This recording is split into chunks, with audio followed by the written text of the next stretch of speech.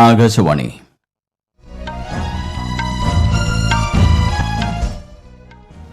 നമസ്കാരം.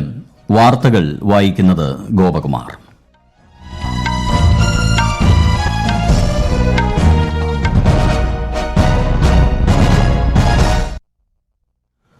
പ്രധാന വാർത്തകൾ.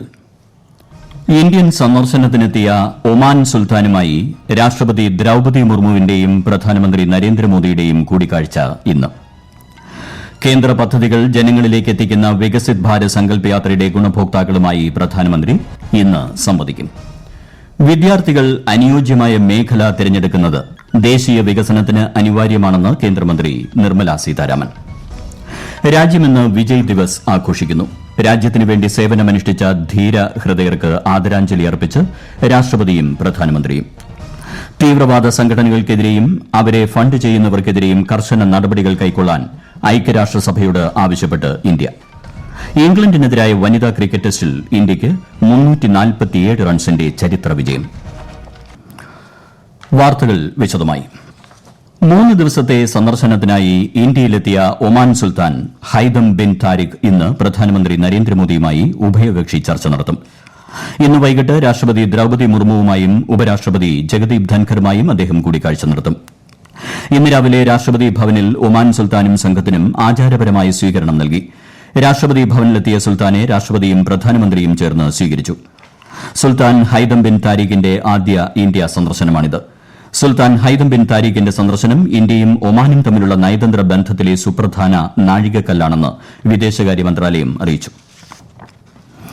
കേന്ദ്ര സർക്കാർ പദ്ധതികൾ സമയബന്ധിതമായി ജനങ്ങളിലെത്തിക്കുന്നത് ലക്ഷ്യമിട്ട് രാജ്യത്തുടനീളം സംഘടിപ്പിക്കുന്ന വികസിത് ഭാരത് സങ്കല്പ് യാത്രയുടെ ഗുണഭോക്താക്കളുമായി പ്രധാനമന്ത്രി നരേന്ദ്രമോദി ഇന്ന് വൈകിട്ട് 4-ന് വീഡിയോ കോൺഫറൻസിലൂടെ സംവദിക്കും.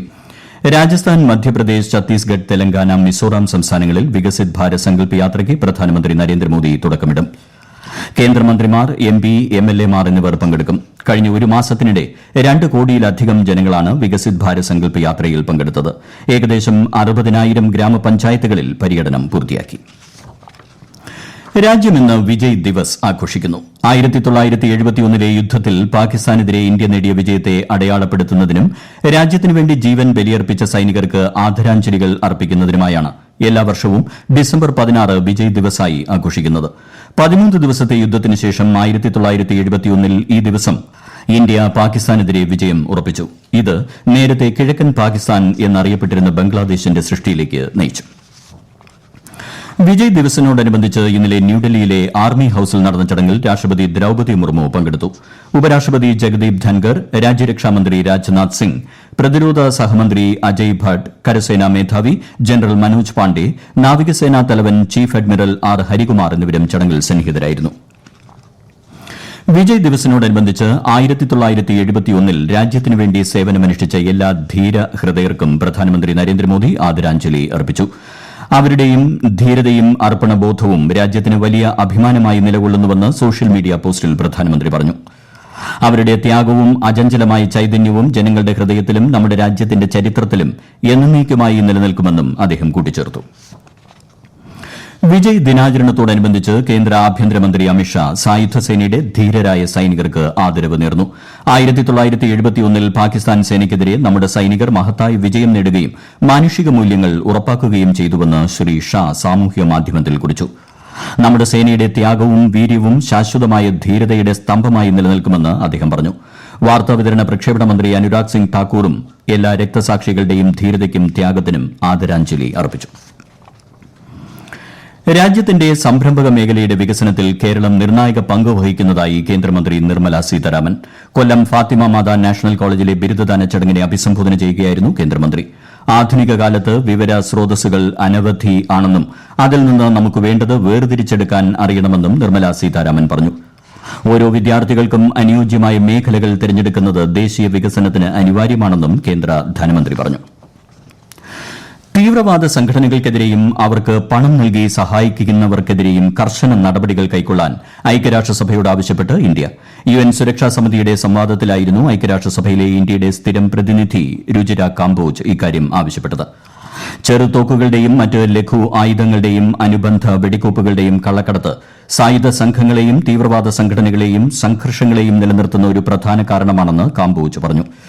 ഇത് രാജ്യങ്ങളുടെ പിന്തുണയോടെയാണ് നടക്കുന്നതെന്ന് പറഞ്ഞ ശ്രീമതി കാംബോജ് ആയുധങ്ങളുടെ കടത്തും കയറ്റുമതിയും നിയന്ത്രിക്കാനുള്ള ഇന്ത്യയുടെ പരിശ്രമങ്ങളെ ഉയർത്തിക്കാണിച്ചു. ഈ വാർത്തകൾ ആകാശവാണിയിൽ നിന്ന്. ഇംഗ്ലണ്ടിനെതിരെ മുംബൈയിൽ നടന്ന ക്രിക്കറ്റ് ടെസ്റ്റിൽ ഇന്ത്യൻ വനിതകൾക്ക് 347 റൺസിന്റെ വൻ വിജയം. 479 റൺസ് എന്ന റെക്കോർഡ് വിജയലക്ഷ്യം മുന്നോട്ട് വെച്ച ഇന്ത്യയ്ക്കെതിരെ ഇംഗ്ലണ്ട് 131 റൺസിന് പുറത്താവുകയായിരുന്നു. നേരത്തെ 6 വിക്കറ്റ് നഷ്ടത്തിൽ 186 റൺസിന് ഇന്ത്യ രണ്ടാം ഇന്നിംഗ്സ് ഡിക്ലയർ ചെയ്യുകയായിരുന്നു.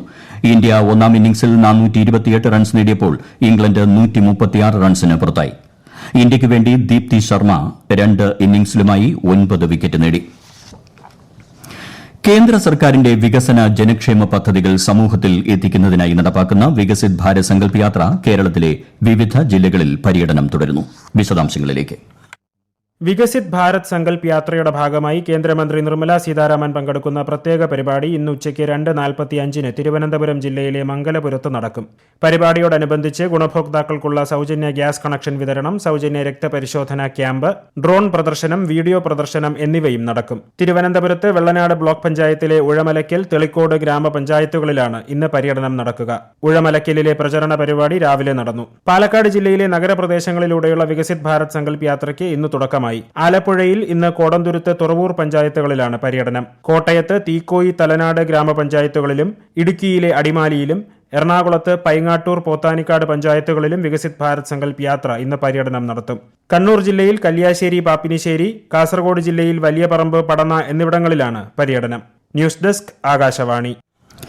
സ്ത്രീകൾക്കെതിരെയുള്ള കുറ്റകൃത്യങ്ങൾ ഉന്മൂലനം ചെയ്യുമെന്നും ജനങ്ങളെ അഴിമതിയിൽ നിന്ന് മോചിപ്പിക്കുമെന്നും രാജസ്ഥാൻ മുഖ്യമന്ത്രി ഭജൻലാൽ ശർമ്മ സത്യപ്രതിജ്ഞയ്ക്ക് ശേഷം മാധ്യമങ്ങളോട് സംസാരിക്കുകയായിരുന്നു അദ്ദേഹം. കർഷകർ, ദരിദ്രർ, സ്ത്രീകൾ, ചെറുപ്പക്കാർ എന്നിവരെ മുന്നിൽ കണ്ട് രാജസ്ഥാനെ വികസനത്തിന്റെ പാതയിലേക്ക് നയിക്കുമെന്നും ഭജൻലാൽ പറഞ്ഞു. PSC ചോദ്യപേപ്പർ ചോർച്ചാ കേസുകൾ അന്വേഷിക്കുന്നതിനായി പ്രത്യേക അന്വേഷണ സംഘത്തെ നിയോഗിക്കാനും പുതുതായി ചുമതലയേറ്റ രാജസ്ഥാൻ സർക്കാർ തീരുമാനിച്ചു. ഇന്ത്യൻ സൈന്യത്തിന് ഇലക്ട്രോണിക് ഫ്യൂസുകൾ സംഭരിക്കുന്നതിന് ഭാരത് ഇലക്ട്രോണിക്സ് ലിമിറ്റഡുമായി പ്രതിരോധ മന്ത്രാലയം കരാറിൽ ഒപ്പിട്ടു. 10 വർഷത്തേക്ക് 5336 കോടി രൂപയുടെ കരാറിനാണ് ധാരണയായത്. ഇന്ത്യൻ സൈന്യത്തിന് ഇന്ത്യൻ കമ്പനികൾ തന്നെ ആയുധങ്ങൾ നിർമ്മിക്കുക എന്ന സർക്കാർ പദ്ധതിയുടെ ഭാഗമായാണ് കരാർ. ഇറക്കുമതി കുറച്ച് ആയുധ നിർമ്മാണത്തിൽ സ്വയം പര്യാപ്തത കൈവരിക്കാൻ ലക്ഷ്യമിട്ടാണ് പദ്ധതി. ഭാരത് ഇലക്ട്രോണിക്സ് ലിമിറ്റഡിന്റെ പൂനെയിലെയും പുതുതായി ആരംഭിക്കുന്ന നാഗ്പൂർ നിലയത്തിലുമാണ് ഇലക്ട്രോണിക് ഫ്യൂസുകൾ നിർമ്മിക്കുക എന്നും മന്ത്രാലയം അറിയിച്ചു. മുൻകൂർ അനുമതിയില്ലാതെ ഒരു വിദേശ ഉന്നത വിദ്യാഭ്യാസ സ്ഥാപനത്തിനും ഇന്ത്യയിൽ പഠന കോഴ്സുകൾ അവതരിപ്പിക്കാൻ സാധിക്കില്ല എന്ന് university grants commission. 2023 university grants commission regulations പ്രകാരം ഉന്നത വിദ്യാഭ്യാസ സ്ഥാപനങ്ങൾക്ക് ഏതെങ്കിലും ഫ്രാഞ്ചൈസി ക്രമീകരണത്തിന് കീഴിൽ പ്രോഗ്രാമുകൾ വാഗ്ദാനം ചെയ്യാൻ കഴിയില്ലെന്ന് UGC അധ്യക്ഷൻ മാമിഡാല ജഗദീഷ് കുമാർ പറഞ്ഞു. അത്തരം പ്രോഗ്രാമുകൾക്ക് UGC അംഗീകാരമുണ്ടായിരിക്കുന്നതല്ല. ചട്ടങ്ങൾ ലംഘിക്കുന്ന സ്ഥാപനങ്ങൾക്ക് നേരെ നടപടിയെടുക്കുമെന്നും അദ്ദേഹം പറഞ്ഞു. കഴിഞ്ഞ വ്യാഴാഴ്ച അറബിക്കടലിൽ കടൽ കൊള്ളക്കാർ തട്ടിയെടുത്ത MV റുവേൻ എന്ന കപ്പലിനെ സൊമാലിയയിലേക്ക് കൊണ്ടുപോകുന്നതിനായുള്ള നീക്കം ഇന്ന് രാവിലെ തടഞ്ഞതായി നാവികസേന അറിയിച്ചു. മാൾട്ടയിൽ രജിസ്റ്റർ ചെയ്ത കപ്പലിൽ 18 ജീവനക്കാരുണ്ട്. കപ്പൽ തട്ടിയെടുത്തതായുള്ള അടിയന്തര സന്ദേശം ലഭിച്ചതിനെ തുടർന്ന് ഗൾഫ് ഓഫ് ഏഡനിലുള്ള ഇന്ത്യൻ നാവികസേനയുടെ യുദ്ധക്കപ്പലിനെ സഹായത്തിനായി അയക്കുകയായിരുന്നു. പ്രദേശത്തുള്ള മറ്റ് ഏജൻസികളുമായി ചേർന്ന് സ്ഥിതിഗതികൾ നിരീക്ഷിച്ചു വരികയാണെന്ന് നാവികസേന അറിയിച്ചു. ജമ്മു കാശ്മീരിലെ ആശുപത്രികളിൽ തടസ്സമില്ലാതെ ഡിജിറ്റൽ പണമിടപാട് സേവനങ്ങൾ ലഭ്യമാക്കാൻ QR കോഡ് സംവിധാനങ്ങൾ സ്ഥാപിക്കാൻ നിർദ്ദേശം നൽകി ആയുഷ്മാൻ ഭാരത് ഡിജിറ്റൽ മിഷൻ. ചികിത്സയ്ക്കായി എത്തുന്ന രോഗികൾ ഡിജിറ്റൽ പണമിടപാട് സംവിധാനങ്ങൾ പ്രയോജനപ്പെടുത്തുന്നില്ല എന്ന നിരീക്ഷണത്തെ തുടർന്നാണ് എല്ലാ ആശുപത്രികൾക്കും ഔദ്യോഗികമായി നിർദ്ദേശം നൽകിയത്.